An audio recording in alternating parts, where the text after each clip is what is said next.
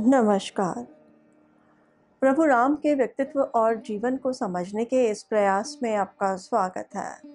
यह वार्तालाप श्रृंखला राम को जानने, समझने और मन में बसाने के लिए है।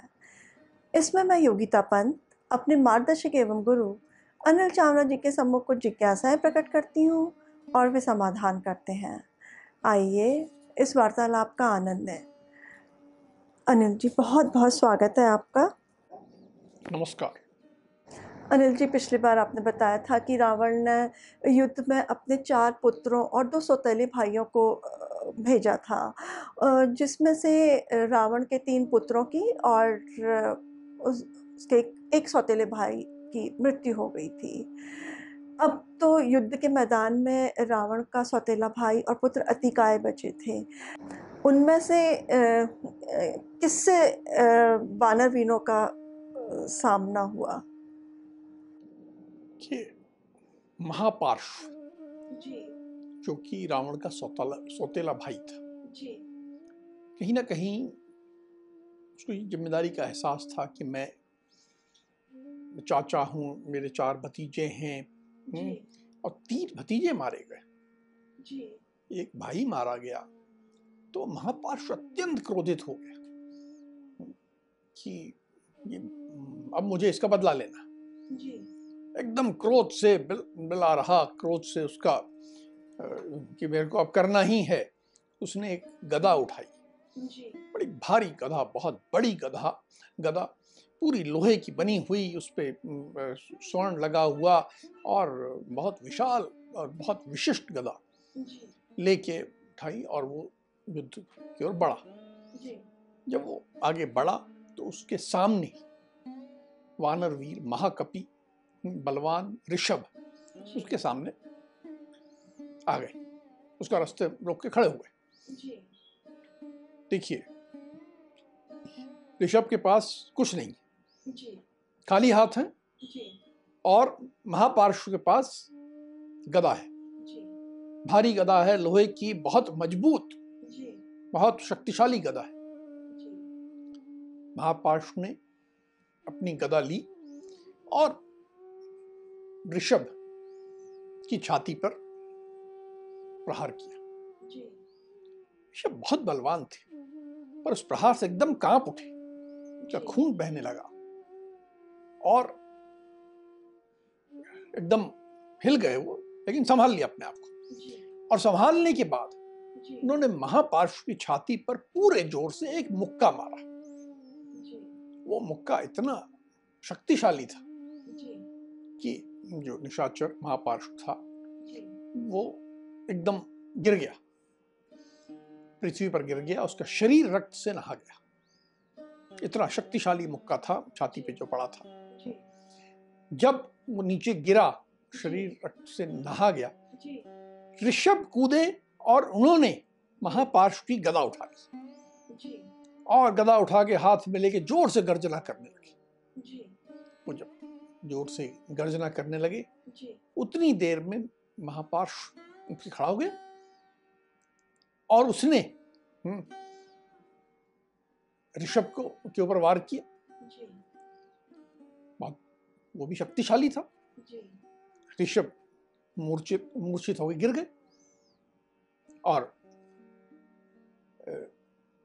एकदम इतनी शक्तिशाली, लेकिन वो उस प्रहार को सहने के बाद, मूर्छित होने के बाद फिर उठे, वो अपने आप को संभाला और हाथ में उनकी गदा थी इस बार, और इन्होंने ये गदा पूरी जोर से महापार्श्व के वक्ष पर दे मारी। पहले उनका तो जोर से प्रहार कर ही चुका था, पर अब ये जो लगी तो भारी मात्रा में रक्त बहने लगा। महापार्श्व एकदम लड़खड़ा गया, गिर गया, फिर उठा और इस बार उसने प्रयास किया कि किसी तरह वो ऋषभ के हाथ से वो गदा छीन ले, पर ऋषभ चौकन्ने थे। देखिए, शस्त्र किसका है? महापार्श्व का है, किसके हाथ में? ऋषभ के हाथ में। लेकिन उसको भी उन्होंने इतनी चतुराई से चलाया कि पूरी शक्ति से वो गदा इस बार उन्होंने पहले वक्ष पे मारी थी, इस बार उन्होंने महापार्श्व के सिर पे दे मारी और इतनी जोर की मारी कि सिर फट गया, उसकी आंखें बाहर निकल आई, उसके सब दांत बाहर निकल आए और वो धराशायी हो गया और उसकी लीला समाप्त हो गई, वो मर गया। महापार्श के मारे जाने के बाद तो मैदान में केवल रावण पुत्र अतिकाय ही बचा था। उसने क्या किया? देखिए, अभी महापार्श के मारे जाने से रावण के दोनों सौतेले भाई मारे गए थे, 3 पुत्र मारे गए थे। सारी राक्षस सेना व्यथित हो गई थी, दुखी हो गई थी, तो लगा था कुछ नहीं हो सकता और एकदम इधर उधर भागने लगी थी कि अब यहाँ पर रुकने का मतलब नहीं है, अब तो युद्ध समाप्त हो गया, एक ही बच्चा है। अतिकाय ने ये सब देखा, बहुत क्रोधित हो गया, बहुत क्रोधित हो गया। ये अतिकाय जैसा नाम बताता है कि बहुत विशाल था। अतिकाय मतलब जिसकी काया विशाल है, बड़ी काया वाला था, बहुत विशाल था और विशालता के साथ साथ गुणवान था, शस्त्रों अस्त्रों सबका ज्ञाता था। इसके पास एक बहुत विशाल चमकता हुआ रथ था। इसने अनेक बार देवताओं का, दानवों का, सबका जो घमंड है उसको चूर चूर कर दिया था, दलन करने वाला था, ऐसा शक्तिशाली था। अपने चमकते रथ पे अब वो वानर सेना की ओर बढ़ा। बढ़ने के बाद उसने अपने धनुष की टंकार की, भयंकर टंकार, और अपना नाम चिल्लाने लगा कि मैं अतिकाय आ गया हूं। अब इतने विशाल को देखकर वानरों को लगा कि ये तो कुंभकर्ण पुनः जीवित होके आ गया है। कुंभकर्ण बड़ा नहीं था, हमें धोखा हुआ और ये तो वापस कुंभकर्ण आ गया। अब वानर तो बिल्कुल डर गए कि अब तो इसके सामने, जब कुंभकर्ण मरने के बाद पुनः जीवित हो गया तो अब क्या आशा है। तो वानर सब इधर उधर भागने लगे, इधर उधर भागने लगे। और जब भागने लगे तो फिर कुछ को समझ आई कि ऐसे भागने की बात ठीक नहीं है, हम जाके राम की शरण में जाते हैं, उनको बात बताते हैं। तो सब वानर राम की शरण में जा पहुंचे। अब जब वानर दुखी हो गए, राम के पास में गए, तो उन्होंने क्या कहा? देखिए, स्वयं राम देख रहे थे कि इतना विशाल चला आ रहा है पर्वत, और ये पूरी सेना हमारी व्यथित हो गई है। उन्हें नहीं मालूम था कि कौन है। तो उन्होंने विभीषण से पूछा कि ये जो विशालकाय चला आ रहा है, ये जो अनेक घोड़ों से जुते इस चमकते हुए विशाल रथ पर बैठा है, ये पर्वताकार निशाचर कौन है? काले रंग का ये धीर वीर निशाचर लग रहा है। ये रंग काला है पर उसके चेहरे से लग रहा है कि बहुत धीर है, बहुत वीर है। इसके गले में लाल रंग की माला है, इसका विशाल मुख जो है वो काल के समान भयंकर है। हम देख के समझ रहे थे कि साधारण वीर नहीं है, बहुत भयंकर है। उन्होंने विभीषण से कहा, महाबाहो, इस श्रेष्ठ राक्षस का मुझे परिचय दो, जिसको देखकर हमारी सारे वानर भयभीत हो गए हैं, सब दिशाओं की ओर भाग रहे हैं, इसका मुझे परिचय दीजिए। तो विभीषण ने कहा कि राक्षसों के स्वामी रावण का यह महापराक्रमी पुत्र है, महापराक्रमी पुत्र है। इसका नाम अतिकाय है। बल में ये रावण के समान ही है, उससे कम नहीं है। इतना बलवान है, जैसे रावण बलवान वैसा ये बलवान, पर ये बुद्धिमान भी बहुत है। ये वृद्ध पुरुषों के, पहले हमने एक प्रसंग बताया था, वृद्ध मतलब जो जिनका अनुभव ज्यादा है, जो कि धर्म के मार्ग पर आगे हैं, जो ज्ञानवान है, ऐसे पुरुषों का सेवन करने वाला है। उनकी सेवा करता है, उनसे सीखता है, वेदों का, शास्त्रों का बहुत बड़ा ज्ञाता है। केवल बलवान ऐसा नहीं है, विद्वान भी है, वेदों का, शास्त्रों का ज्ञाता है, और अस्त्र वेत्ताओं में, अस्त्र चलाने के जो गुण रखते हैं उनमें विश्व में सर्वश्रेष्ठ। अगर सभा में बैठे कहीं पर तो बहुत समझदारी की बात करता है, वीर कर्म करता है, साम दान दोनों का प्रयोग करने में बहुत सम्मानित माना जाता है। साम मतलब समझाना हो किसी को तो बहुत अच्छे समझाता है, जहां आवश्यकता हो दान भी करता है। ये कितना गुणवान है, साम में भी दान में भी अच्छा है। जब इससे सलाह मांगी जाए, न्यायपूर्ण मंत्रणा देने में भी इसका कोई मुकाबला नहीं। इतना खास है। रावण की दूसरी पत्नी धान्य मालिनी का ये पुत्र है। इसके बाहुबल, इसकी सूझबूझ के आश्रय में लंका सदा निर्भय रहती है। लंका को इसका सहारा रहता है। हाँ, रावण कहीं चला गया, कुछ हो, अगर अतिकाय है तो लंका को कोई चिंता की आवश्यकता नहीं है। कोई हमला कर दे, चाहे वो देव हो, दानव हो, यक्ष हो, सबका ये मुकाबला कर लेगा। इसका अंतःकरण जो है इसने तपस्या से शुद्ध किया हुआ है, और इसने ब्रह्मा जी की बहुत आराधना की है। उनसे उसको बहुत वरदान प्राप्त, अनेक दिव्यास्त्र भी प्राप्त हुए हैं। ये जो इसका कवच है, जो इसका कवच है वो दिव्य कवच है, वो भी इसे ब्रह्मा जी ने ही प्रदान किया है। और इसका जो रथ आप देख रहे हो, ये चमकता हुआ विशाल रथ, ये भी एक दिव्य रथ है जो कि ब्रह्मा जी ने इसे प्रदान किया है। साधारण नहीं है, ये इतना विशिष्ट है। इसने देवताओं का, दैनवों का, दानवों का सैकड़ों बार उनका बिल्कुल मस्तक कुचल दिया है, उनके ऊपर विजय प्राप्त की है। ये इतना शक्तिशाली है। यक्षों को भी इसने मार भगाया है, नरवों को भी मार भगाया, इसके सामने कोई नहीं टिक सकता। ये इसके सामने यदि इंद्र आ जाए और अपना वज्र का भी प्रयोग करे तो वज्र को भी कुंठित कर देता है। और जल के देवता वरुण, वो आ जाए और पाश हो उनका, तो उसको भी सफल नहीं होने देता। ये इतना शक्तिशाली है।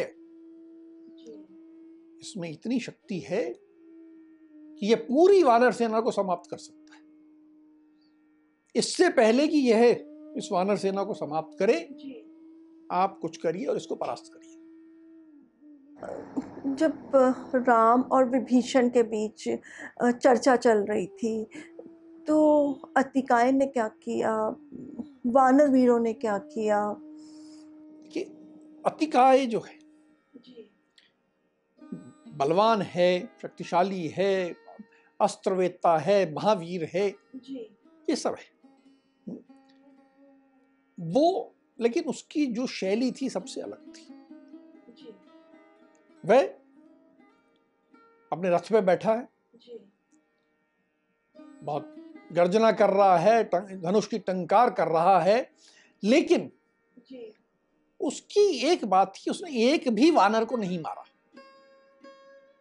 किसी को नहीं मारा।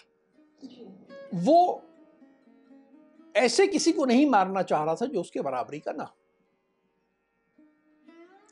वो युद्ध जो है केवल बराबरी वाले से करना चाहता था, इसलिए आगे बढ़ रहा था। पर वानर वीरों ने देखा कि ये हमारी सेना में घुसा आ रहा है और सब वानर डर रहे हैं, तो जो प्रधान महावानर थे सब एकत्र हुए। उन्होंने कहा इस पे हमला किया जाए। तो कुमुद, द्विविद, मैंद, नील, शरभ आदि सब इकट्ठे हुए और सब ने मिलके उस पे कोई वृक्ष फेंक रहा है, कोई चट्टान फेंक रहा है, कोई पर्वत शिखर फेंक रहा है, ऐसे सब फेंकने लगे। लेकिन अतिकाय ने बड़ी सरलता से जो कुछ फेंका जा रहा था सबको बाणों से काट गिराया, और जितने वानर वीर जी जो हमला करने के लिए एकत्र हुए थे, जी सबके ऊपर उसने बाणों से हाँ प्रहार किया और गिरा दिया। सारे के सारे महावानर जो थे जी सब के सब नीचे गिर गए। जी कोई उसके सामने करने की हिम्मत करने वाली स्थिति में नहीं था। जी प्रधान वीरों को वानर वीरों को परास्त करने के बाद फिर अतिकाय ने क्या किया? उसके बाद अतिकाय अपना रथ लेके सीधा राम के पास पहुंचा और कहा कि मैं अतिकाय हूं। जी अपना परिचय दिया कि मैं रावण का पुत्र हूं और मैं धनुष और बाण लेकर यहां रथ पे बैठा हूं।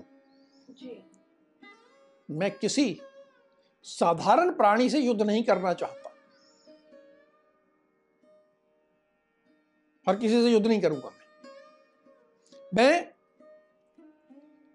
केवल ऐसे व्यक्ति से युद्ध करूंगा जिसके अंदर शक्ति हो, साहस हो, जो उत्साह से मेरे साथ युद्ध करे।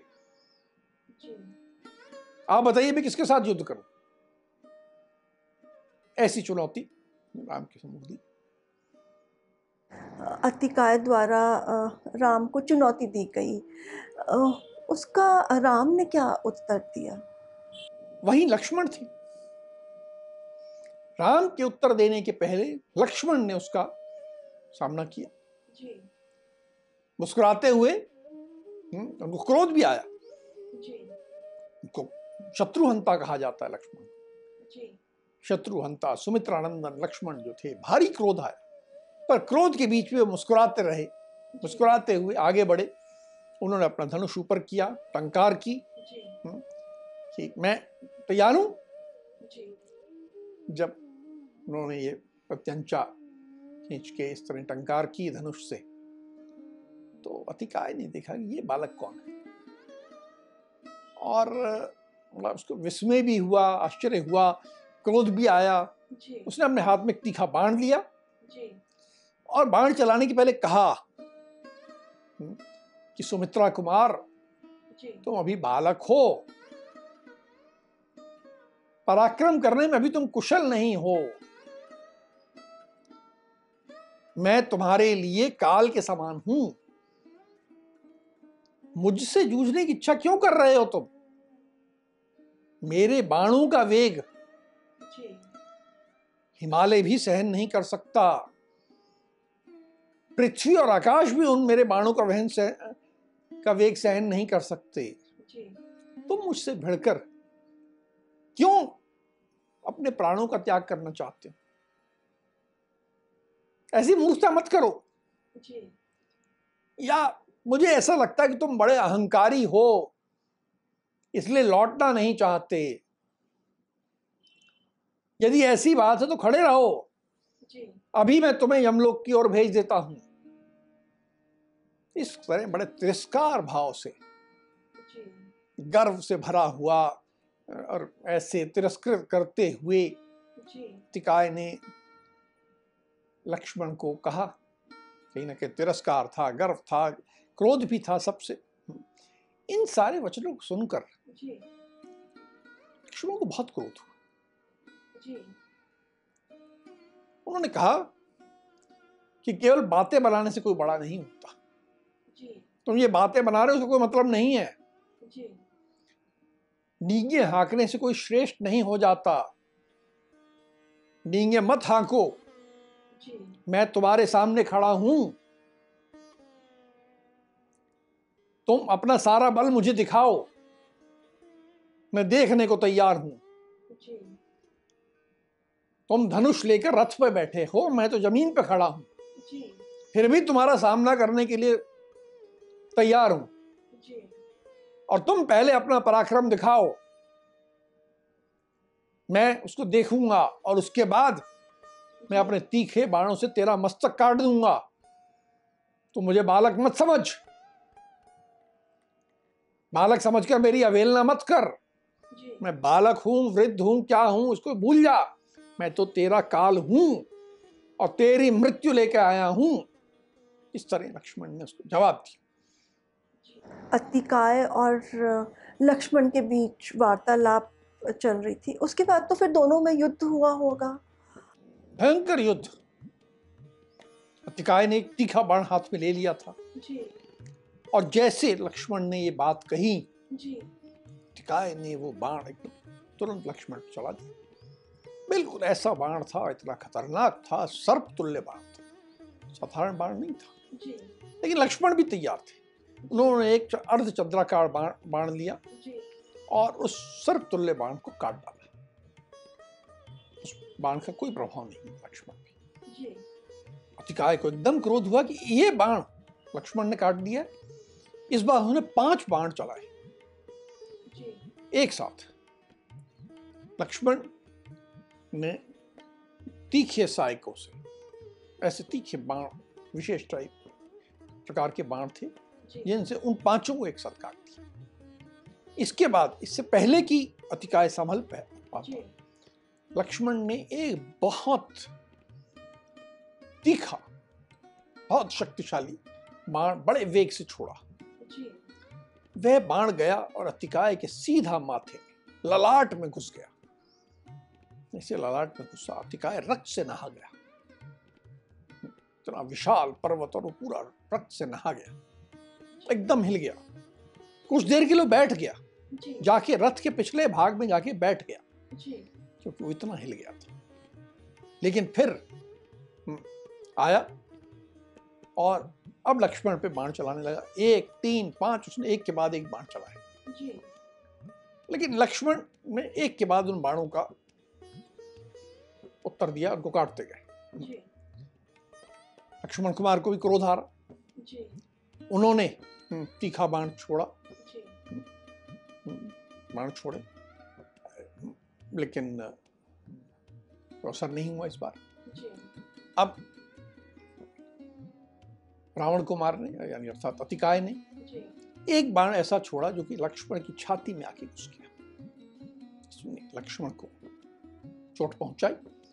लक्ष्मण को भी रक्त बहने लगा। लक्ष्मण ने छाती से उस बाण को निकाल दिया, अपने आप को संभाला। और अब लक्ष्मण को समझ में आया कि ये साधारण बाणों से काम नहीं चलेगा। तो इस बार उन्होंने एक बाण लिया और उस पर आग्नेय अस्त्र, जो अग्नि का अस्त्र होता है, उससे उसको अभिमंत्रित किया और उस बार उन्होंने छोड़ा। बिल्कुल बाण अग्नि की तरह प्रज्वलित होकर गया। लेकिन अतिकाय भी अस्त्र वेदता था। उसने देख लिया कि वो बाण मेरी तरफ आ रहा है। उसने दूसरे बाण पे सूर्यास्त्र का प्रयोग किया और इस सूर्यास्त्र ने वो अग्नेयास्त्र जो था उसको निष्प्रभावी कर दिया, उसको रास्ते में रोक दिया। अब दोनों अस्त्र जो थे पृथ्वी पर गिर गए। अब अतिकाय ने एक देवास्त्र का प्रयोग किया। लक्ष्मण ने ऐन्द्र अस्त्र, यानी इंद्र का जो अस्त्र होता है, उसका प्रयोग किया और उसको काट दिया। अतिकाय ने जाम्यास्त्र का प्रयोग किया। लक्ष्मण ने वायव्यास्त्र से उसे काट दिया। इस प्रकार दोनों एक से बढ़कर एक अस्त्र का प्रयोग कर रहे थे और एक अस्त्र डालता, उसका काट दूसरा करता, दूसरा करता, ऐसे एक के बाद एक ऐसे लगातार लंबा युद्ध चला जा रहा। एक बिंदु आया कि लक्ष्मण ने बाणों की वर्षा प्रारंभ कर दी। अब वो पूरी शक्ति लगाए हुए थे, सब अस्त्रों का प्रयोग कर रहे थे, बाणों की वर्षा कर रहे थे, लेकिन कोई भी बाण अस्त्र जो उसका कवच था उसको नहीं तोड़ पा रहा था। वो कवच अभेद्य था। अतिकाय ने एक बाण चलाया जो बिल्कुल सर्प के समान भयंकर था। लक्ष्मण को लगा, लक्ष्मण आहत हुए, अचेत हो गए।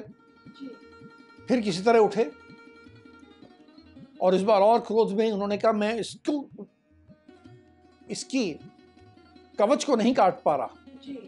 तो उन्होंने रथ की ध्वजा काट दी। उन्होंने रथ के सारथी को मार दिया, उसके सारे घोड़े मार दिए तो जो रथ था वो आगे पीछे बढ़ने के लिए संभव नहीं था रथ के लिए। रथ टूट चुका था। लक्ष्मण ने ये तो कर लिया, पर उसका कवच तो अमोघ था, अभेद्य था। उसको उसका जो काट थी लक्ष्मण नहीं ढूंढ पा रहे थे, प्रयास किए जा रहे थे। उन्होंने सब ओर से उस पर भारी हो गए थे, उसके सारथी को, घोड़ों को, रथ को, सब तरफ से तोड़ दिया था, उसको अकेला कर दिया था। लेकिन अतिकाय को कैसे गिराया जाए वो नहीं समझ पा रहे थे। ये युद्ध तो बहुत भयंकर हो रहा है और ऐसा लग रहा है कि लक्ष्मण के जो अस्त्र हैं वो अतिकाय पे निष्फल होते जा रहे हैं। फिर लक्ष्मण ने क्या किया? अब लक्ष्मण भी एक उलझन में तो थे, अपना पूरा पराक्रम कर रहे थे, परिश्रम कर रहे थे, वीरता दिखा रहे थे, लेकिन क्या करूं समझ में नहीं आ रहा था। ऐसे में वायु देवता स्वयं आए, अदृश्य रूप में आए और उन्होंने आके लक्ष्मण के कान में कहा कि ये जो राक्षस तुम्हारे सामने है इसे ब्रह्मा जी से वरदान प्राप्त है। ये जिस कवच से ढका हुआ है ये ब्रह्मा जी द्वारा दिया गया अभेद्य कवच है। तुम्हारे बाण, तुम्हारे अस्त्र इस पर कोई प्रभाव नहीं करेंगे। केवल एक ही अस्त्र है जो इसको मार सकता है, क्योंकि ब्रह्मा जी का दिया हुआ वरदान है, ब्रह्मा जी के दिया हुआ कवच है, ब्रह्मा जी के द्वारा दिया हुआ रथ है, सब कुछ है। बस एक अस्त्र से ये मरेगा, उसका प्रयोग करो। वायु देवता ने स्वयं आके लक्ष्मण के कान में कहा कि ब्रह्मास्त्र का प्रयोग करो। ब्रह्मा जी का जो वरदान है, कवच है, वो ब्रह्मास्त्र के सामने कुछ नहीं है। इसलिए ब्रह्मास्त्र के प्रयोग में देरी मत करो और तुरंत प्रयोग करो। जब वायु देवता ने कहा तो इन्होंने एक भयंकर बाण लिया, उस पर ब्रह्मास्त्र उससे अभिमंत्रित किया उसे और चला दिया। अतिकाय ने देखा कि आ रहा है, उसने रोकने का पूरा प्रयास किया। गदा से, शूल से, बाणों से, हर प्रकार से उसने प्रयास किया कि मैं इस बाण को रोक दूं। बहुत फुर्तीला था, ऐसा नहीं था कि वो ढीला था। पूरे फुर्ती से उसने रोकने का प्रयास किया, लेकिन ब्रह्मास्त्र के सामने उसका कुछ भी नहीं चली। और उसका जो विशाल मस्तक था, सिर था, जिसपे बड़ा अच्छा सुंदर मुकुट था, सब उसको काट के दूर फेंकाया गया। जब सिर दूर फेंक गया, उसका जो विशाल शरीर था वो भी नीचे गिर गया। सिर धड़ दोनों पृथ्वी पे गिर गए और उसका देहांत हो गया। सारे राक्षस उन्होंने देखा कि ये रावण का, जो रावण के समान बलि पुत्र था, उसका अंत हो गया है। बहुत दुखी हो गए, विकृत स्वर में बहुत जोर जोर से रोने चिल्लाने लगे, अपनी छाती पीटने लगे कि ये युद्ध में हमारे साथ बहुत बुरा हो गया है। और वानर जो थे, जो स्वाभाविक रूप से बहुत प्रसन्न हो गए, हर्ष और उत्साह से किलकारियां मारने लगे। इस प्रकार अतिकाय का अंत हो गया।